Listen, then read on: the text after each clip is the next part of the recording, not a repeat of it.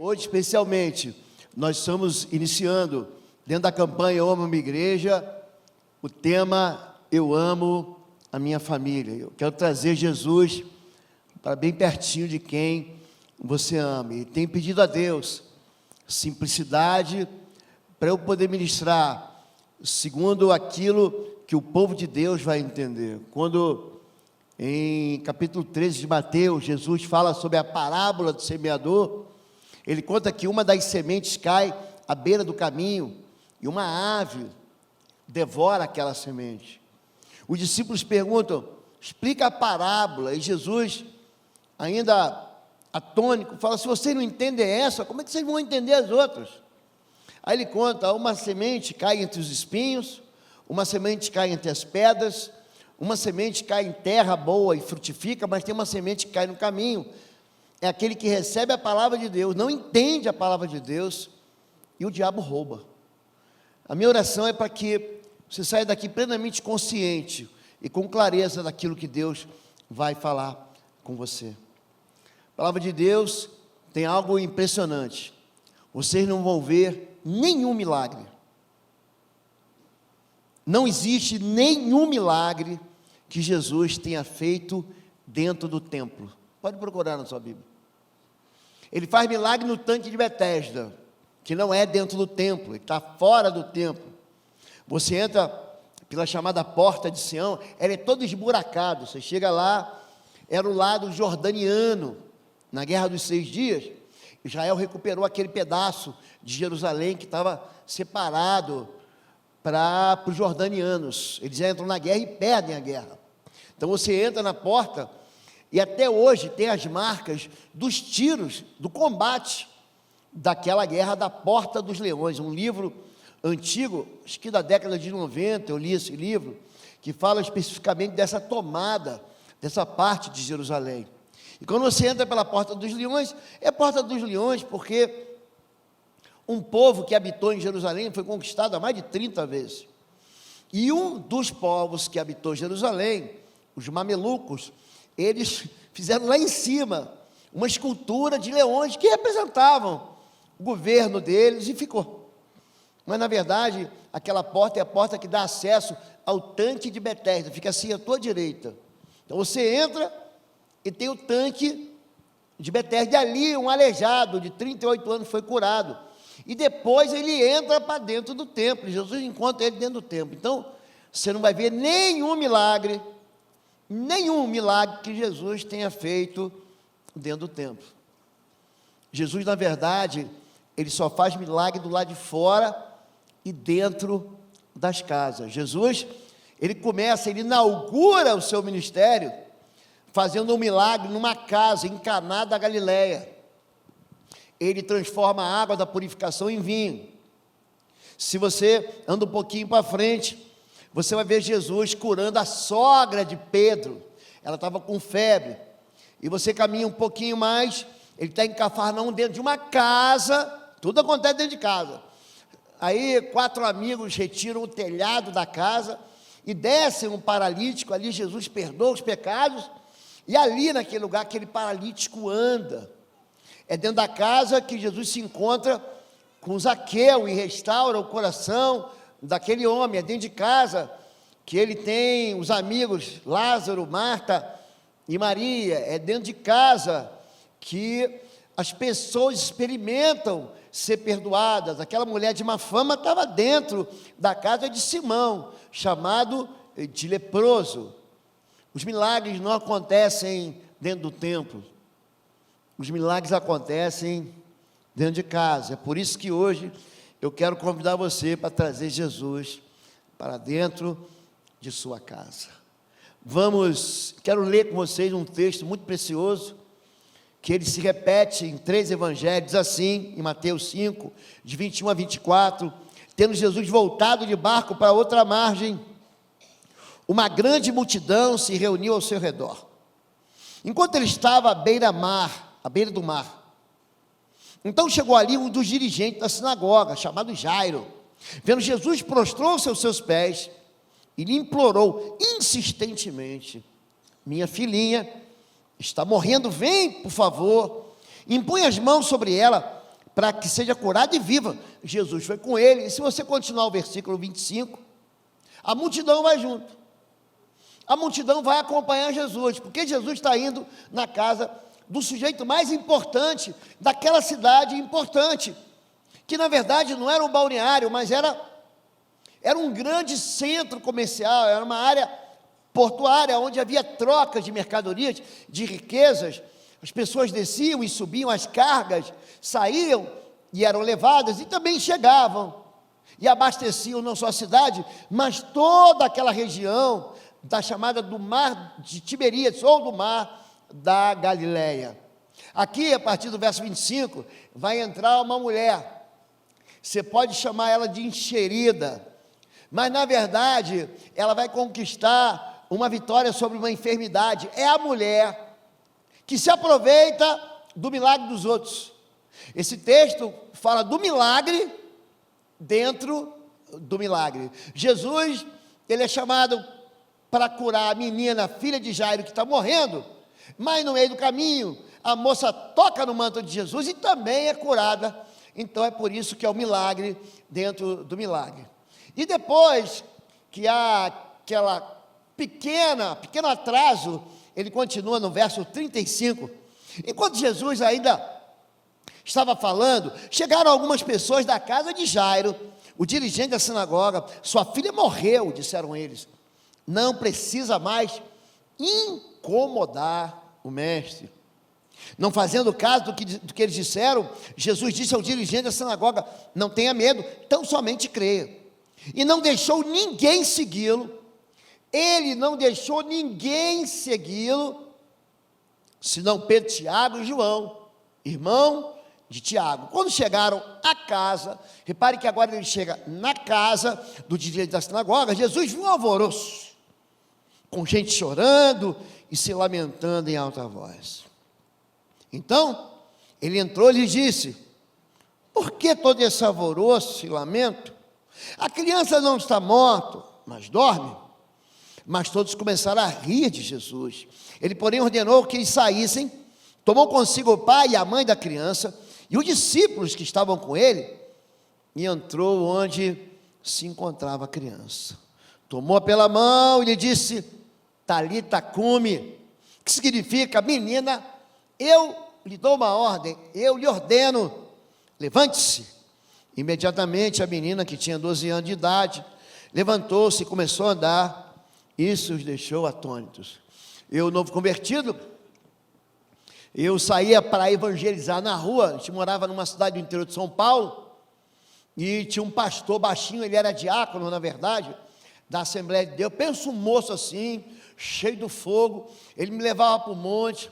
Lobo, é hoje que você vai subir, é hoje que você vai ser cheio do Espírito, é hoje que você vai receber línguas estranhas, você vai falar em mistério.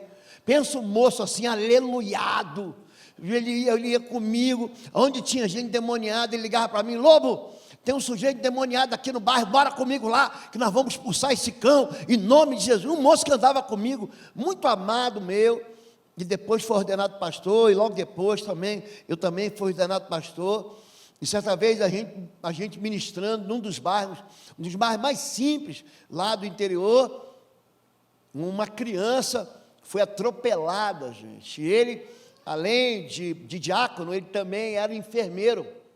Então ele partiu para dar os primeiros socorros para aquela criança. E eu lembro de eu pegar a criança pela metade do corpo, pelos pés, e ele pegou o corpo da criança e segurou a cabeça, e o crânio, ele colocava a mão, falou assim: está esmigalhado. Ela teve traumatismo craniano. Então nós entramos juntos num carro, não lembro qual foi o carro que eu entrei, e alguém saiu desalabarado, assim, correndo, e eu lembro que a gente só olhando e orando, de repente a criança parou de respirar. Eu só lembro do Ricardinho falando: em nome de Jesus, espírito de morte, eu te repreendo. E aquela criança voltou a respirar. Existe milagre dentro de casa, existe milagre para quem busca Jesus para dentro da sua vida. Essa história conta a história de um homem que ele não era um homem comum, ele se destacava, ele não deixa o orgulho de ser o principal. Então, um homem chamado Jairo, dirigente da sinagoga, veio e se ajoelhou e prostrou-se aos pés de Jesus. A pretensão é a maneira como você olha para a sua própria vida e se acha muito importante. O pretensioso é alguém que olha sempre de cima para baixo, que vê as pessoas como menores, como não iguais, como esse não tem o valor que eu tenho. Essa pessoa, se morrer, não vai fazer nenhuma falta. Esse homem, ele acumulava nas suas funções o poder judiciário, porque ele é que fazia o julgamento das leis, mas ele também acumulava o poder legislativo, porque ele ajudava a construir as leis que eram explicadas da Bíblia. Então havia a Bíblia e havia livros que explicavam a Bíblia, e esse homem, ele ajudava a fazer leis. Então ele acumulava o julgamento, mas ele também acumulava o poder da Câmara, do Senado, para os dias de hoje, e também o Executivo. Ele era o homem que, quando alguém tinha um problema, levava o problema para ele resolver. Ele era o líder, ele era o principal, ele era o dirigente da sinagoga.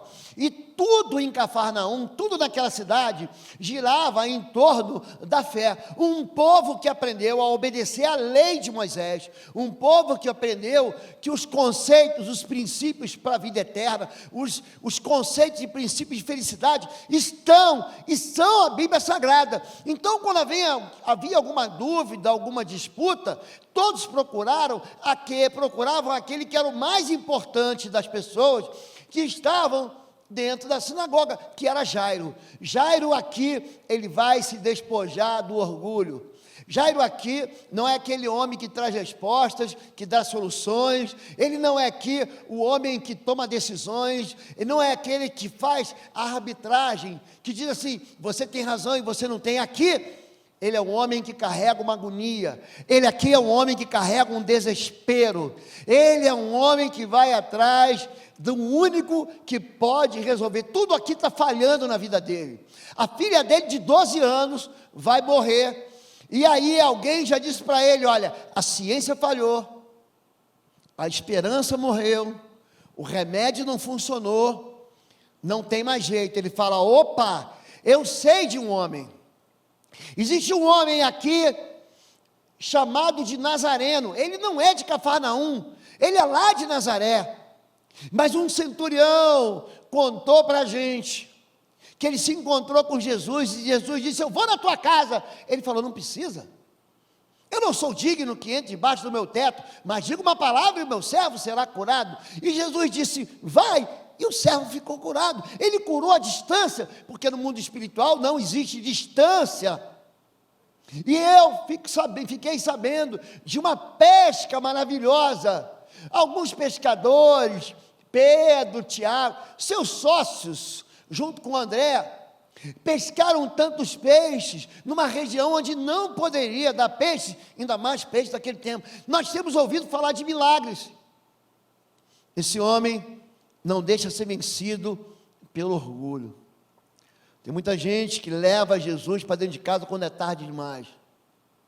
Tem muita gente que não leva Jesus para dentro de casa, porque ele diz, eu não preciso, isso não é para mim, isso não é para gente do meu pedigree, não é para gente que teve meu estudo, gente da minha estirpe, eu não preciso, eu não vivo nesse desespero, eu me encontro com Jesus no domingo, mas de segunda a sexta a minha casa é minha casa, eu me encontro com Jesus e lá, os irmãos oram, o louvor me ajuda a entoar uma adoração em cânticos para o meu Deus, mas eu não preciso que Deus se meta nos meus negócios, eu não preciso que Deus se meta na minha empresa, nem nos meus estudos, e nem na direção que eu estou tendo. Aqui o orgulho cai de joelhos, e Deus tem uma maneira muito sábia e muito amorosa, de fazer com que o chão se abra diante de nós, e a gente só tem a Ele como esperança.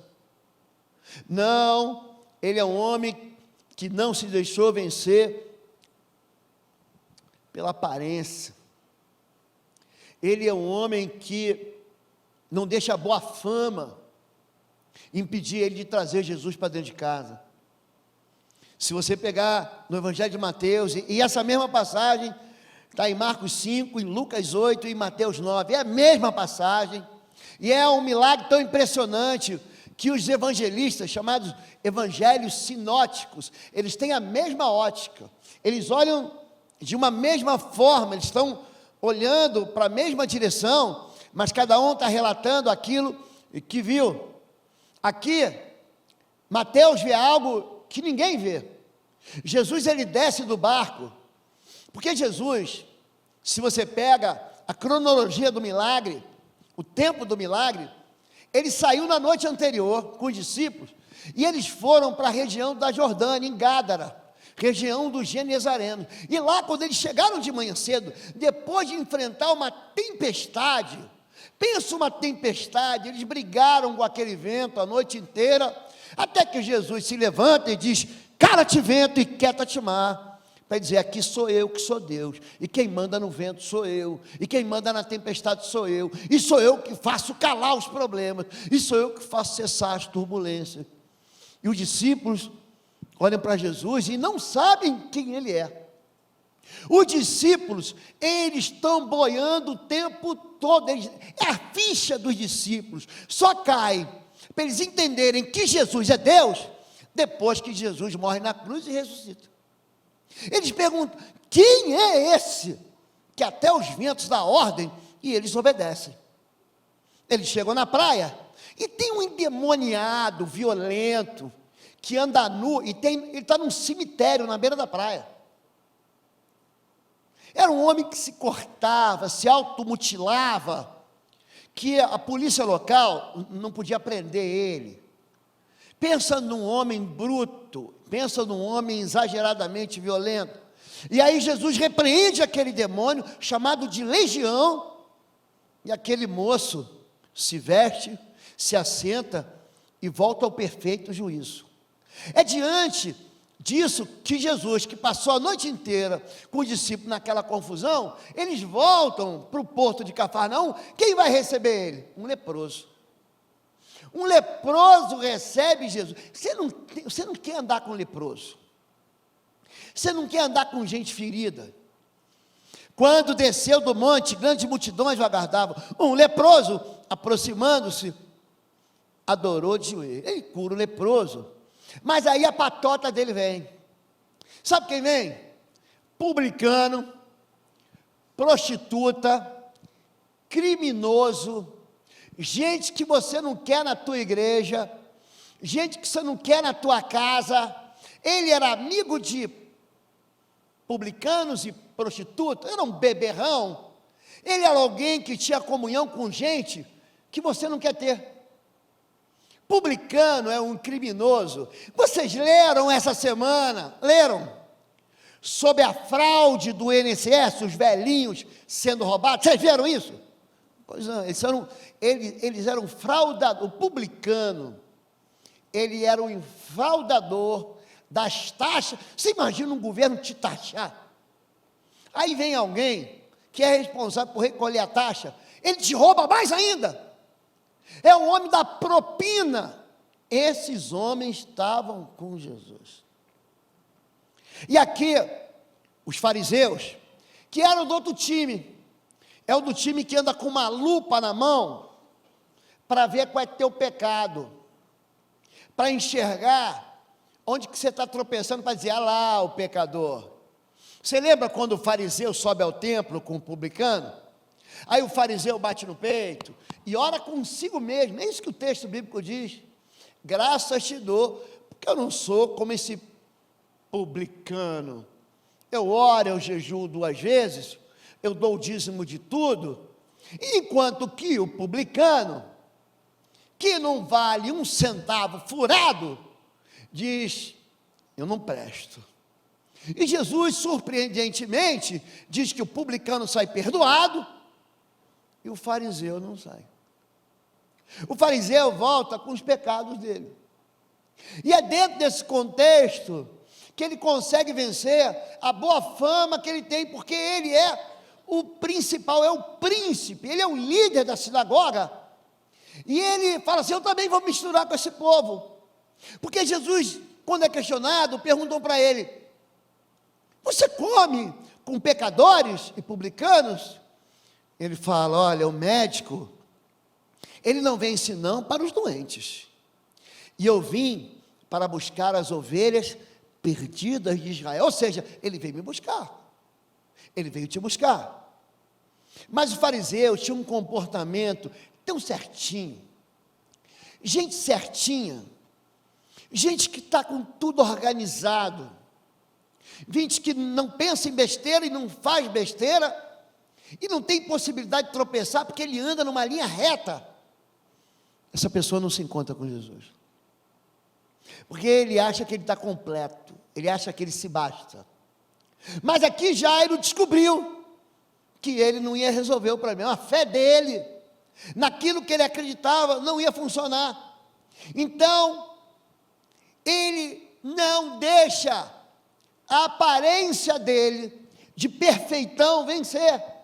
Esse homem não deixa o destino vencer. Vendo Jesus, prostrou-se aos pés e lhe implorou insistentemente: minha filha está morrendo.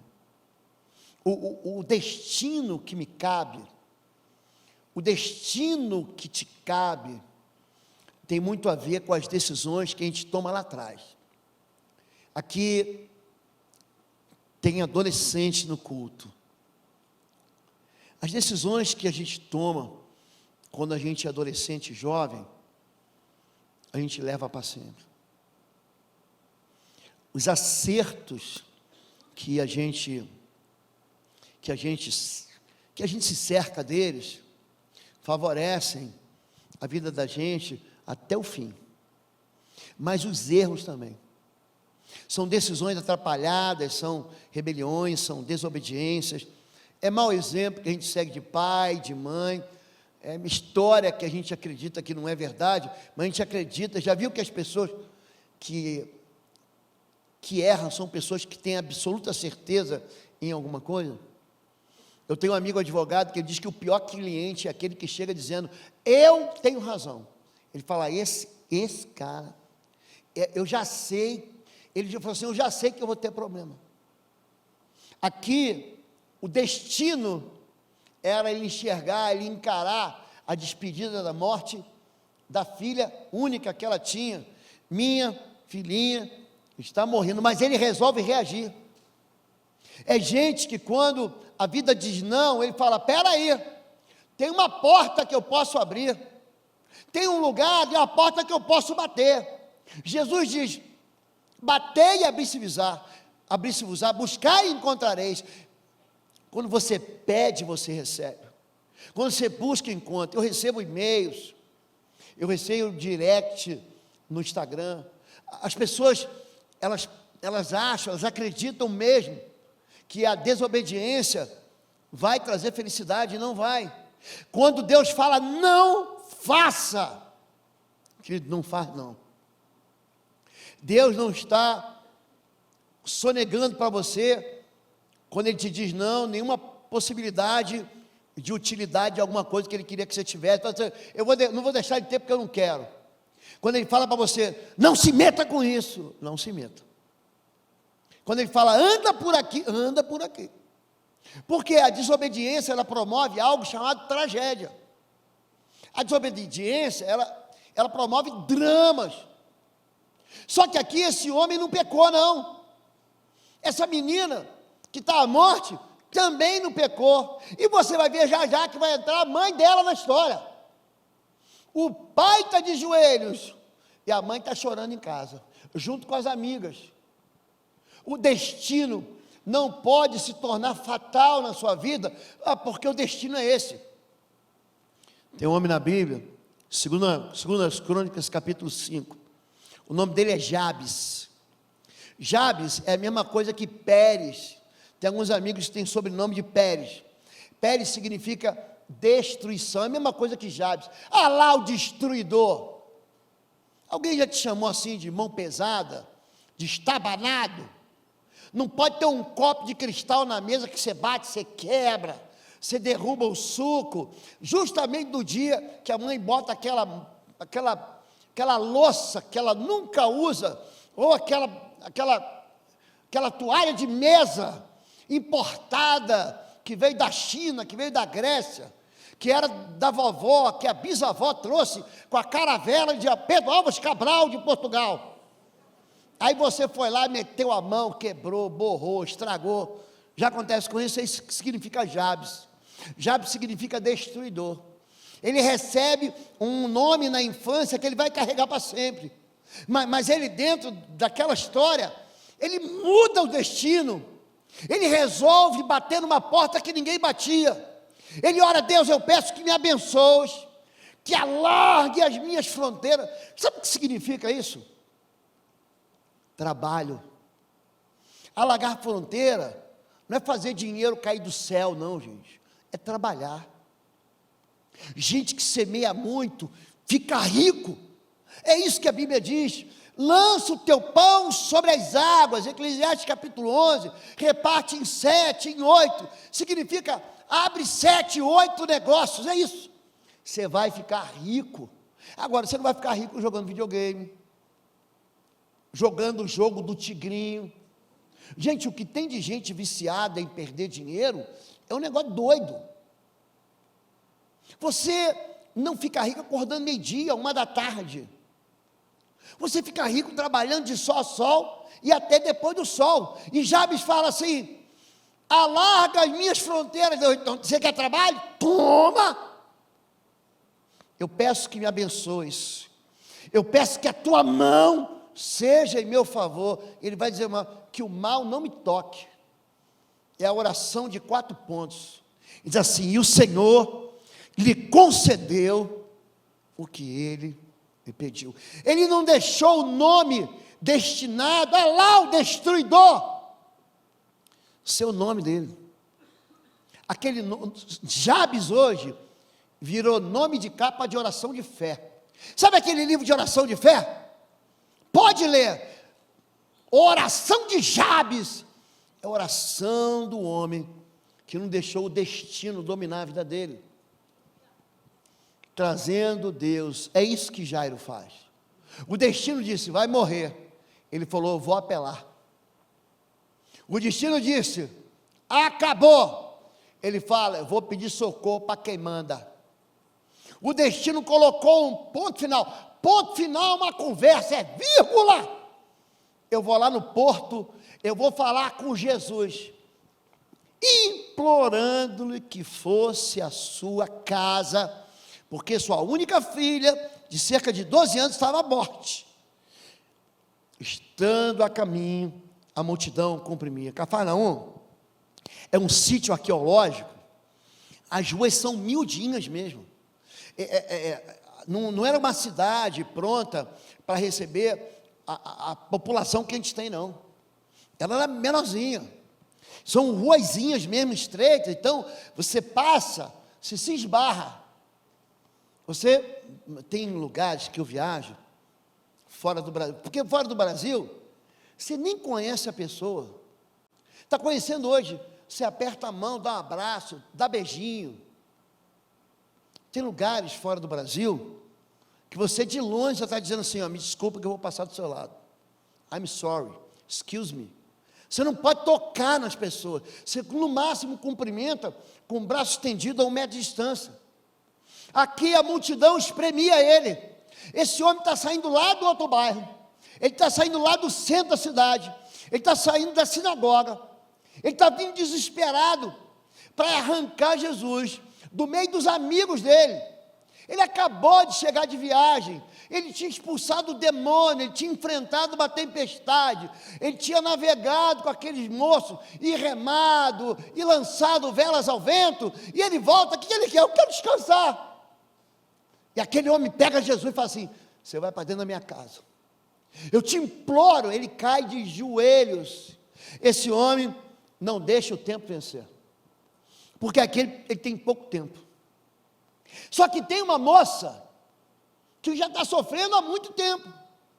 A filha dele tem 12 anos, e tem uma mulher doente há 12 anos.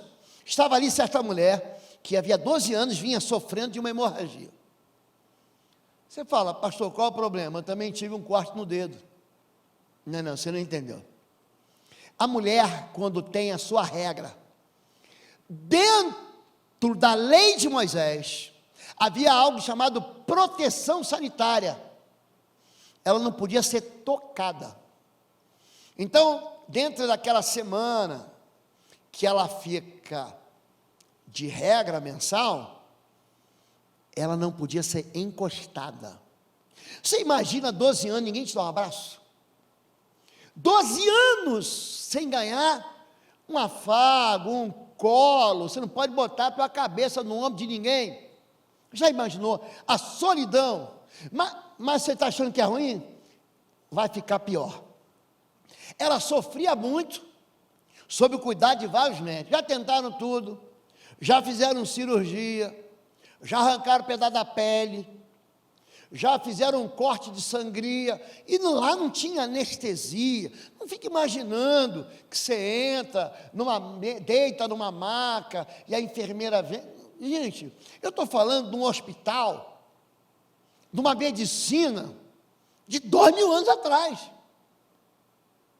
Não tinha Tilenol, não tinha dipirona para passar a dor, não tinha nada que pudesse fazer com que essa dor diminuísse, mas o negócio vai ficar pior. Ela gastou tudo que tinha, ela ficou pobre, e pior do que isso, em vez de melhorar, ela piorava. Já imaginou a sua própria vida? Quanto mais você insiste para consertar, pior fica. Tem um ditado antigo, quanto mais velho eu acendo, mais fantasma me aparece. É gente que está orando para buscar conserto, e a vida fica mais torta. É gente que está orando para buscar cura, e fica mais estragada ainda. Essa mulher, há 12 anos, ela estava excluída. Sabe o que é excluída? Uma mulher sangrando não passava da porta do templo. Pior do que isso, você imagina 12 anos, desculpe, você não pode entrar no culto não, fica lá do lado de fora, vê pela internet. Essa mulher, ela é muito esperta, ela ouve falar de Jesus. Quando ouviu falar de Jesus, chegou-se por trás dele. Como é que ele é espertinha? Eu não posso tocar em ninguém, mas o que o olho não vê, o coração não sente. Eu vou lá e vou tocar por trás, só na orla do manto, no meio da multidão. Quem foi que me tocou? Foi qualquer um, e tocou em seu manto, porque pensava, se eu tão somente tocar em seu manto, ficarei curada, imediatamente. Gente, o Evangelho de Marcos vai repetir isso toda hora, imediatamente, na hora, já, imediatamente, cessou sua hemorragia. Ela sentiu, é sentimento, em seu corpo que estava livre do seu sofrimento. Aqui, o Jairo está sem tempo. Aqui, essa mulher já está sofrendo há muito tempo. Às vezes o tempo é uma dificuldade para a gente trazer Jesus para dentro de casa. Pastor, eu já estou sofrendo tanto. Eu já me acostumei a sofrer. Eu já me acostumei com ele assim, com ela assado. Eu já acostumei a tomar sapatada, a tomar bronca que eu não merecia. Eu já me acostumei a viver com essa dor. Eu já me acostumei a viver essa vida do jeito que é. Então, a gente fala assim, eu não espero mais nada. O tempo passou a fazer parte da vida, virou calo. Sabe aquela ferida que não fecha? É ela aqui. Só que o negócio vai virar. Por quê? Porque essa mulher, ela não deixa a religião vencer a ela. Responderam os discípulos, vê a multidão, Jesus vai perguntar aqui, opa, pode parar. Ele está indo já, ele está puxando ele, vem para minha casa. A multidão está espremendo ele pergunta, quem me tocou? Eu senti que de mim flui o poder. Sai poder de Jesus. É como você espremer assim a laranja, não sai suco? É a mesma coisa. Responderam os seus discípulos, você fez a multidão aglomerada ao teu redor, e ainda pergunta, quem tocou em mim? Está todo mundo querendo saber o que vai acontecer na casa desse prefeito da cidade, desse senador da cidade, desse chefe da sinagoga. A gente quer ver o quê? Eu quero fazer uma selfie lá, dentro do quarto, a menina que estava morta, ressuscitou. O povo te espreme, o povo é curioso. Mas Jesus continuou olhando ao seu redor, para ver quem tinha feito aquilo. Então a mulher, sabendo o que lhe tinha acontecido, aproximou-se, prostrou-se a seus pés, e tremendo de medo, contou-lhe toda a verdade. Então ele disse, filha, a sua fé a curou, vá em paz e fique livre do seu sofrimento. Esse pedaço, ele conta algo que é impressionante, é gente que parece que é invisível e não é, porque ela tentou ser invisível aqui. Essa moça, se fosse hoje, ia ser a moça do Quarteto Fantástico, aquela que fica invisível. Se você viu Caverna do Dragão, era aquela moça que tinha uma capa. Lembra? Quem lembra a Caverna do Dragão? Alguém lembra? Tem gente da minha idade aqui, tem gente.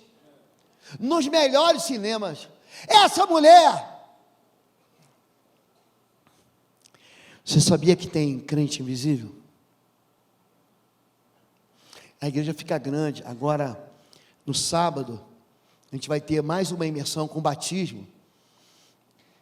E os números de pessoas que estão dentro da igreja de Bom Retiro hoje são 2.000, vão chegar a 2.300 agora. Eu não conheço 2.300 pessoas, mas todo mundo me conhece. Aí eu estou em algum lugar, na padaria, no posto de gasolina. Teve um dia, estava chegando no aeroporto, pensa um homem cansado de viagem, era coisa de 1 da manhã, eu não prego mais domingo, fora de Bom Retiro, então eu sempre falo, eu quero um voo que me deixe sábado à noite. Antigamente eu era mais abusado, e chegava no voo das 6 da manhã, mas eu ficava podre aqui, ninguém percebe, pastor, tu está meio cansado, meio rouco.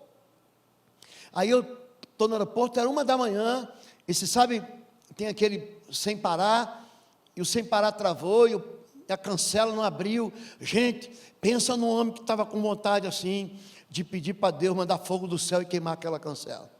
Eu estava com vontade de arrebentar aquela cancela e ir em frente. E daqui a pouco, gente, eu buzinei mesmo para o cara vir para incomodar. Mas era 1 da manhã, estou no aeroporto, eu vou acordar quem? Um avião? Ninguém vai acordar. Alguém tinha que me ouvir. E de repente veio um rapaz de moto. Ele parou. Quando ele parou, estava pronto para reclamar. O reclamar é uma miséria, é um murmúrio. Eu estava pronto. Aí Deus falou comigo, calma que eu vou resolver. Gente, quando aquele moço saiu, que ele desceu da moto, eu desci do carro, ele falou, Pai do Senhor, pastor, deixa que eu vou resolver. Tu acredita que ele era crente? Tem um monte de crente invisível. Ele encontra contigo no restaurante, ele conta contigo no aeroporto, ele conta contigo na rua, no supermercado. Aí, gente jovem, oi pastor, Pai do Senhor, está em promoção as frutas hoje. Tem gente que entra na igreja, a gente ora por ela, ela é curada, ela sai e a gente não conhece. Tem casamento que está sendo restaurado, tem histórias que estão sendo renovadas, tem vidas que estão sendo transformadas, a gente não sabe nem quem é. É gente que encontra com a gente e fala assim, pastor, eu vi o senhor na rádio gospel. Eu falei, a gospel fechou, agora a gente está na Marumbi. Pois é, pastor, eu ouvindo, eu estava pensando em tirar minha vida. E aquela palavra que você me deu, parei com o carro no acostamento, me reconciliei, voltei para a minha igreja. Acontece. Quem é Jairo? Jairo é aquele homem que fala assim, não, tem que botar a mão, tem que botar a mão na minha filha para ela ser curada. A mulher, não precisa botar a mão não, deixa que eu toco, eu vou sair de fininho aqui, de mansinho, e ela também é curada. Olha para o pastor, Deus cura a gente com fé, sim ou não, gente? Deus cura a gente com pouca fé, sim ou não? Ajuda-me com a pequenez da minha fé. Lembra de Mateus 19, Mateus 17? Lembra disso? Deus cura a gente sem nenhuma fé. O endemoniado gadareno não tinha fé não, ele estava endemoniado. Ele estava enlouquecido. Quando a gente deixa a religião vencer, é quando você fala assim, não pastor, lá atrás o apóstolo me contou, o bispo me disse, esses nomes bonitos, que são carregados de autoridade, às vezes não significam nada. Nada. Ah, mas ele é pastor, mas está ensinando errado. Eu aprendi com um padre, eu aprendi com a freira. Você fez catecismo? Eu fiz catecismo. E a freira me ensinou que eu não podia falar, ai meu Jesus, porque isso era tomar o nome de Deus em vão. Ela me ensinou isso. E ela é uma boa mulher, gente, irmã, não esqueça da minha primeira comunhão, foram 2 anos. E ela falando para mim, não pode falar, ai meu Jesus, ai meu Senhor. Na verdade, a Bíblia manda você falar o nome de Jesus. Aquele que invocar o nome do Senhor será salvo. É para dizer mesmo, ai meu Jesus. Ai meu Jesus, que meu Deus do céu, sabe, quando, aqui eu vou falar com todo carinho, aquele atacante do seu time, que anda aí pelas divisões mais, menos afortunadas, chuta aquele pênalti para fora, e fala, meu Deus, como é ruim, você está pedindo a misericórdia do Senhor, não é pecado. Então às vezes as pessoas, a religião ensina para a gente, que a gente não pode se aproximar de Deus. Não, tem que ter uma fórmula, tem que ter uma receita. Não, se você não orar no monte, se você não orar de joelhos, se você não orar com véu, quer dizer, a gente fica colocando um monte de impedimento, e é o que Jesus diz sobre atar, vocês atam fardos pesados, difíceis de carregar, o seu juízo vai ser pior, porque em vez de você abrir a porta do reino, você fecha. Em vez de você fazer com que os pequeninos se aproximem de Jesus, você impede. Não deixe a má notícia vencer. Aqui, aquilo que está ruim, vai piorar, porque alguém vai dizer para ele, ele conversando, tá bom, tua fé te curou. Tem gente que fala assim, pastor, como é que pode, eu estou aqui jejuando, estou orando, estou buscando há 10, 12 anos, e não acontece. Aí chega um outro aqui, que entrou agora na igreja, chegou agora na minha célula, acredita que ele já recebeu a bênção? E eu ainda estou esperando. O nome, quando Deus ele faz essas coisas, ele tem uma razão, a gente não lida com os pensamentos de Deus. O que fez de Deus ser o homem de fé que eu sou, foram as lutas que eu vivi. Foram as brigas que eu me meti, foram as decisões que eu tomei de fé, foi as pessoas que eu resolvi acompanhar e falar assim, eu vou ficar contigo, eu vou orar com você, aí você começa a olhar para o lado, e olhar para trás, você começa a ter esperança. Você lembra de Lamentações? A cidade está arrasada, destruída, arruinada, gente, a cidade foi queimada. Aí ele escreve, eu quero trazer à memória aquilo que me dá esperança. Eu não vou ficar me lembrando daquilo que é ruim, eu vou me lembrar das vitórias. A má notícia, ela não pode me vencer. E aqui alguém diz, desiste, a tua filha morreu. Enquanto Jesus ainda estava falando, chegaram algumas pessoas da casa de Jairo, dirigente de sinagoga, sua filha morreu. Não deixe a desesperança vencer. Não precisa mais incomodar o mestre. Você acredita que você incomoda o Senhor? Foi isso que te ensinaram? Porque quando você começa a enxergar os problemas que são graves, você já teve no hospital do câncer infantil, já teve? Você já teve na ala de crianças sem possibilidade de terapia? Já teve lá? Eu vivi lá 5 anos, 5 anos. E você vê caixãozinho branco, toda semana, todo dia, saindo, e ninguém fala, os pais não falam não. Você entra num protocolo, aí tem o protocolo de quinta-feira, aí tu leva o teu filho para fazer a químio, e você começa a conhecer as crianças que estão na quinta-feira, porque a quimioterapia começa no dia que você chega.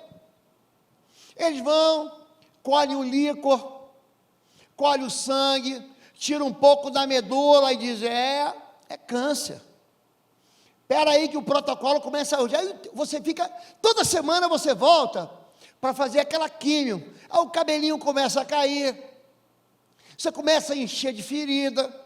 A quimioterapia que salva, também mata. Aí de repente tem uma quinta-feira, que aquela criancinha não aparece. A mãe não aparece, o pai não aparece. Mas você sabe o que aconteceu.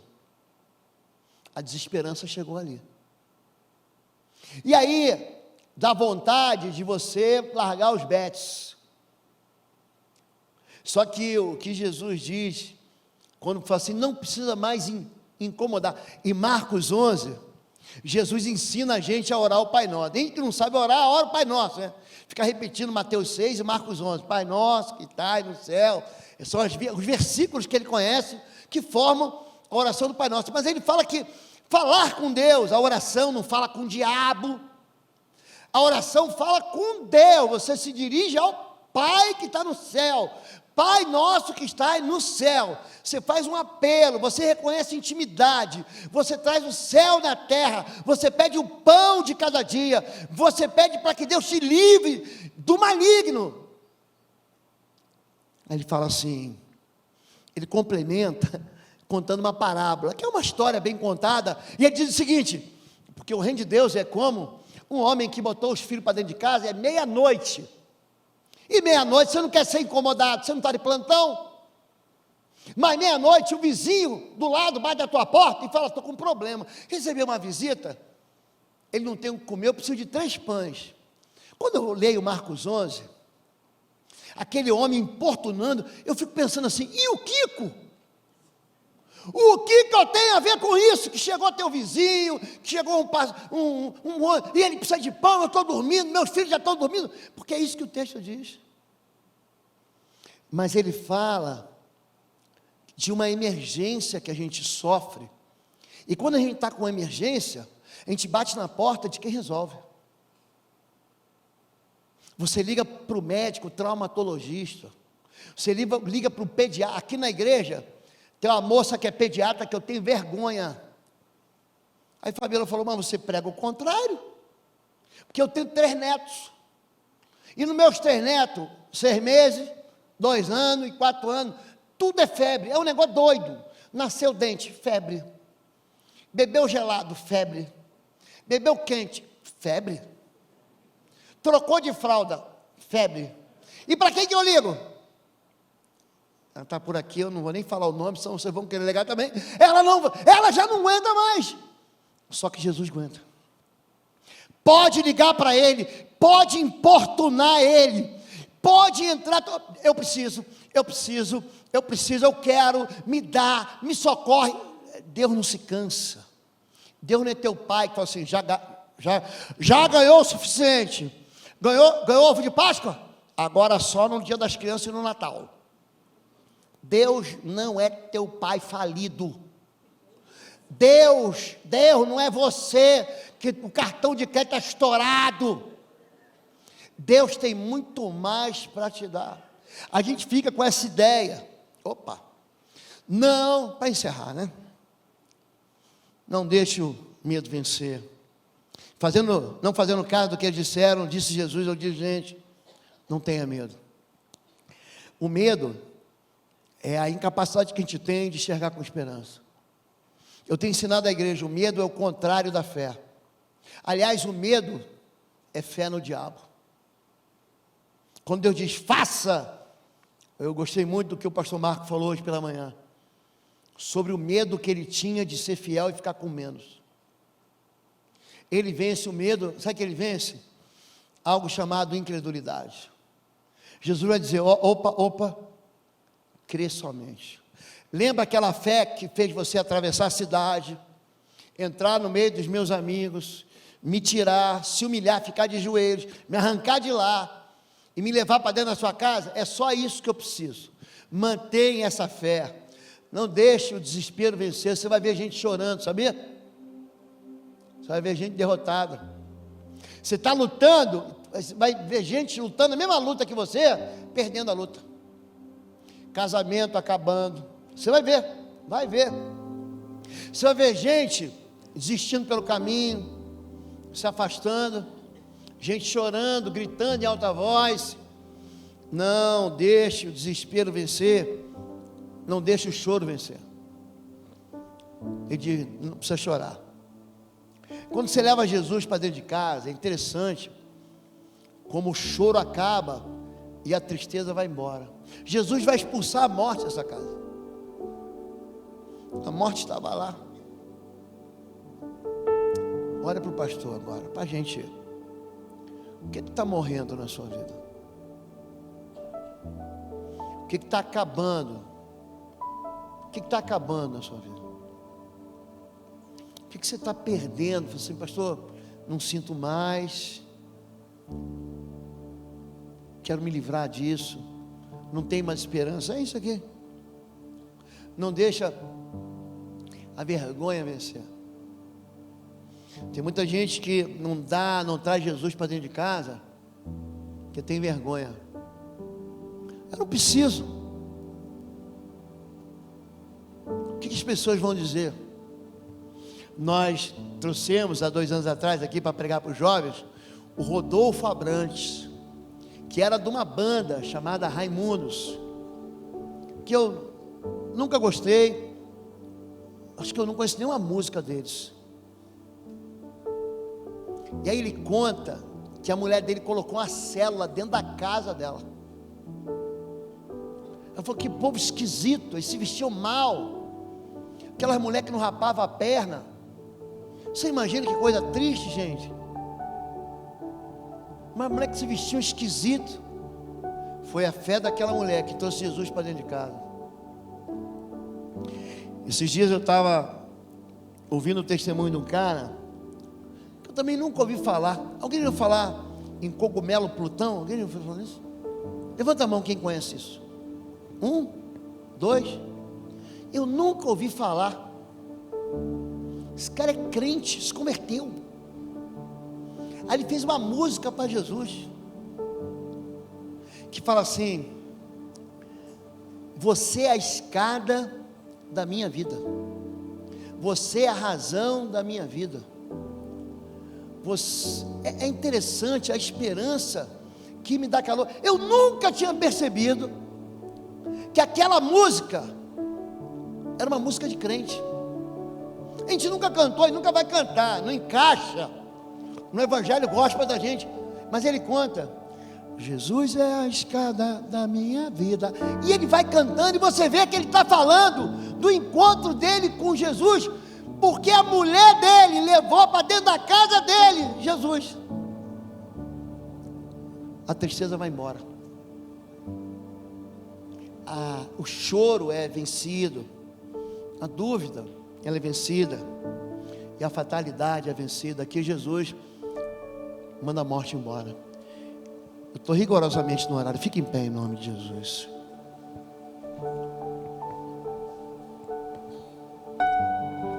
Deus falou contigo essa noite?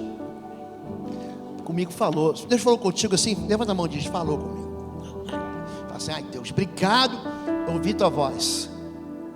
O que você tem que fazer é levar Jesus para dentro da sua casa. Não deixe o medo, não deixe o orgulho, não deixe a tua boa fama, não deixa aquilo que você é. Talvez você seja o principal de alguma coisa aqui, o catedrático, o doutor, o professor, o mais bonito, o mais inteligente, o que desenha melhor, o que pinta melhor, que canta, o que toca, o que corre mais rápido, o que pula mais alto. É tempo de abandonar a presunção e o orgulho. Se você não passou por luta na vida, pode se preparar, você vai passar. Você vai passar. No mundo tereis aflições, mas isso não é para a gente ficar com medo. É Deus falando assim: tenha coragem, tenha bom ânimo, eu venci o mundo. Deus se acampa, os anjos do Senhor, quando o salmista diz isso, se acampa ao redor para livrar. Não tenha medo de que as pessoas zombem de você. As pessoas zombaram da fé daquele homem, riram dele, riram de Jesus. Quando você anunciar e profetizar vida, as pessoas vão dizer: você está doido, isso é piada. As pessoas vão fazer você desistir. O mundo vai fazer você ter dúvida. O mundo vai fazer você questionar e tornar em incredulidade aquilo que é fé. Existe um Deus para você que Ele vai bastar para toda a sua casa. Sabia disso? Jairo, naquele dia, ele pega Jesus, aquele derradeiro dia que o destino tinha marcado, e leva Jesus para dentro de casa. Ali Jesus faz tudo que estava morto ir embora. Ele acabou com a choradeira, ele acabou com o lamento, ele acabou com um ponto final. Se você quer levar Jesus para a sua casa, você não pode ser um crente só de domingo. Você não pode terminar esse culto aqui e falar assim: tchau, Jesus. Ele tem que ir com você. Ele tem que ir montado na garupa da tua moto. Ele tem que ir contigo na bicicleta, a pé, de carro, de Uber. Você tem que pegar Jesus e falar assim: vamos comigo, Jesus. A vida com Jesus, ela é uma vida não só de experiências maravilhosas, mas é uma vida de alegria, porque é essa alegria que Deus dá. Feche teus olhos em nome de Jesus. Se você quer levar Jesus para sua casa, só levante sua mão e diga: eu quero. Deus abençoe todos vocês. Todos vocês. Pode abaixar a mão. Se você quer entregar a sua vida a Jesus, você vai deixar de lado a vergonha, a boa fama, a aparência, a presunção, o orgulho, o medo, a incredulidade. Eu quero fazer, eu quero receber Jesus na minha vida. Se você quer isso, levante sua mão, só isso. Deus abençoe todos vocês. Deus abençoe cada um de vocês. Deus abençoe. Pode abaixar a sua mão. Se você precisa de um milagre, milagre só acontece no desespero, gente. Milagre é construído por gente desesperada. E é assim que a gente se sente muitas vezes. Quem dera a nossa vida fosse só desespero, a gente ia ver milagre todo dia. Se você precisa de um milagre, levante sua mão e diga: eu preciso. Deus abençoe vocês. Nós vamos cantar uma canção. Eu vou convidar todos vocês, muita gente aqui, mas muita gente mesmo levantou a mão. Saia do seu lugar, vem aqui, que nós vamos orar pela sua vida. Podemos cantar uma canção? Então, durante a canção, saia do seu lugar. Eu vou estar aqui orando por vocês, com os pastores. Vem aqui à frente. Vamos clamar para que esse Jesus que entrou na casa de Jairo também entre na sua casa.